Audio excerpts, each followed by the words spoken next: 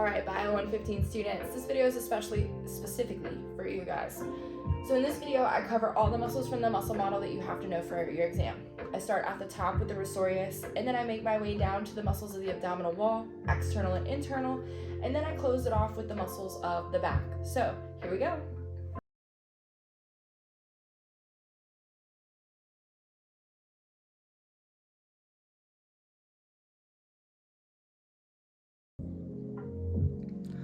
So for this video, I'm going to start at the face and work my way down, covering specifically the muscles that my Bio 115 students have to know for their tests. I'll make a longer version of this video that's going to go through all of the muscles of this muscle man for those of you who might need to know them. However, for the purposes of this video, I'm only going to cover the muscles my students have to know. So on the face, we're going to have this muscle that situates right under our two zygomaticus muscles, and that's going to be rosorius. Remember, rosorius was the one that was cut on our face model, so we can only see it on our muscle man. If you go ahead and look under the neck, this large muscle that attaches from the mastoid process to the sternum and the clavicle is going to be our sternocleidomastoid. So sternocleidomastoid, named for all of its attachments. Turning over to the front, you can see our infrahyoid, or below the hyoid muscles. The pair of muscles located most towards the midline of the body is going to be our sternohyoid, attaching from the hyoid to the sternum. And then the two muscles on the outside of the sternohyoids are going to be our omohyoid muscles, which are going to attach to the hyoid bone and then to the scapula. So just remember, the scapula is more lateral than the sternum, so the sternohyoid muscles must be more medial than the omohyoid muscles on the side. Now, if you turn it over to the side here, you can see underneath the sternocleidomastoid is going to be our scalene muscles. Now, this one specifically is going to be middle scalene, and this one at the front is going to be anterior scalene. However, you only have to know that these are collectively the scalene muscles that sit underneath the sternocleidomastoid. Also sitting on the front, you can see this large fan-shaped muscle that's located on the anterior wall of the chest, and that's going to be our pectoralis major. So pectoralis major sits right on top of the chest like that. Next is going to be the muscles of the abdomen. So situated right in the center of the abdomen is going to be our rectus femoris, which has fibers that run up and down from inferior to superior. Just on the side of that, you can see these muscles with these diagonal fibers that come and meet rectus abdominis in the middle. If I said rectus femoris, I'm sorry, this is the abdominal region, definitely rectus abdominis. So these muscles with the diagonal fibers are going to be your obliques, specifically external obliques on the outside of the chest wall or the abdominal wall. Oblique means at an angle, so the external oblique has fibers that run in that oblique angle.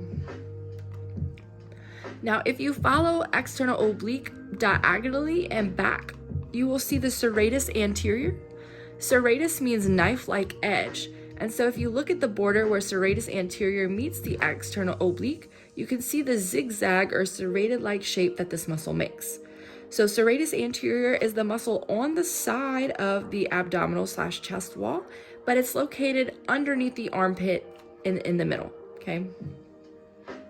So now I want to go ahead and remove this chest/abdominal wall to show you some of the muscles that are going to be deeper. The first one I want to cover is going to be the diaphragm. The diaphragm is a muscle who, when it contracts, is going to decrease the volume, decrease the pressure within the thoracic cavity and cause air to come into the lungs. So this will be your diaphragm here. Now I want to cover some of the muscles on the chest wall.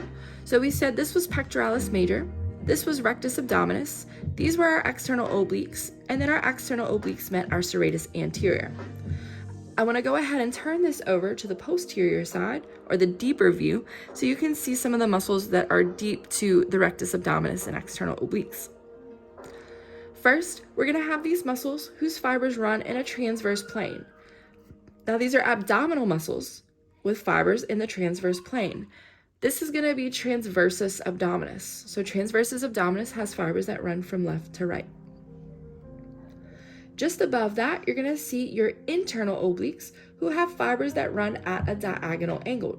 However, these will be on the inside of this abdominal cavity, not on the outside like we saw with external oblique. So internal oblique, you have to remove this plate and you have to look at the inside.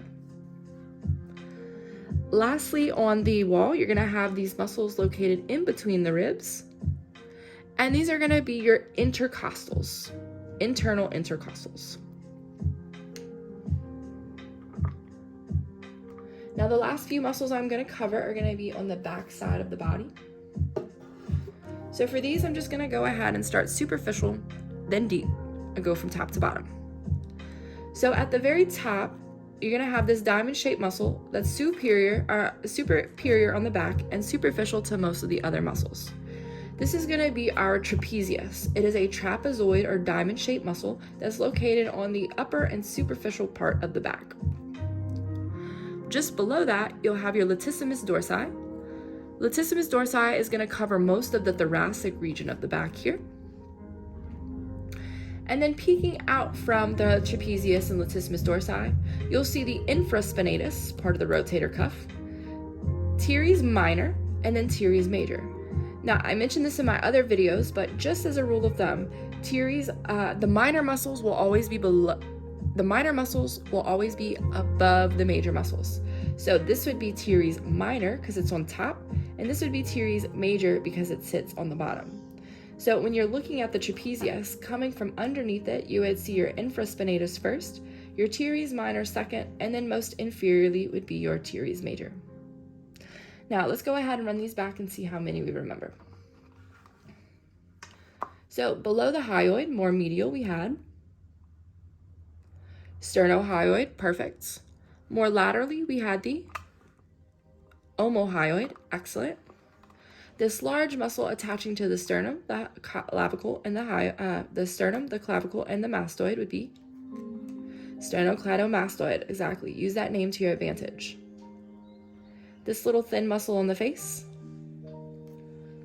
risorius, perfect. More posterior, we had the, oh, I forgot one earlier. So if you look posteriorly to the sternocleidomastoid, there's an inferior muscle here that attaches from the head to the scapula. This is gonna be your levator scapula. So if you look in between sternocleidomastoid and trapezius, what you see is the scalene first, and then just above your scalene is levator scapula. On the anterior wall of the chest, this large fan-shaped muscle we call the pectoralis major, perfect. Running up and down on the abdominal wall was rectus abdominis. Just on the side of rectus abdominis with fibers in a diagonal direction, external oblique, perfect. And then posteriorly, it met that other muscle with the knife-like edge, which we call the serratus anterior, perfect. On the inside of the chest wall, we saw the, running from left to right, these fibers, transversus abdominis, perfect. Remember, these fibers run in the transverse plane. In the corner here with the diagonal fibers on the inside of the chest and abdominal wall, internal obliques, perfect. Remember, oblique is at an angle, so these are your internal obliques.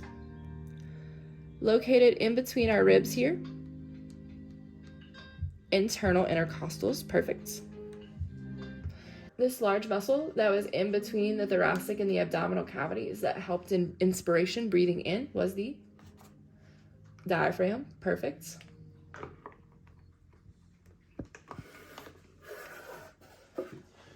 On the back side, we had our large diamond-shaped muscle, trapezius, perfect.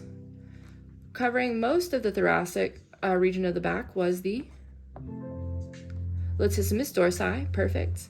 And then deep to the trapezius, we had on top, infraspinatus, and then teres minor, perfect. And then lastly, teres major, excellent. So always remember, the minor muscle is gonna sit on top, and the major muscle will be more inferior.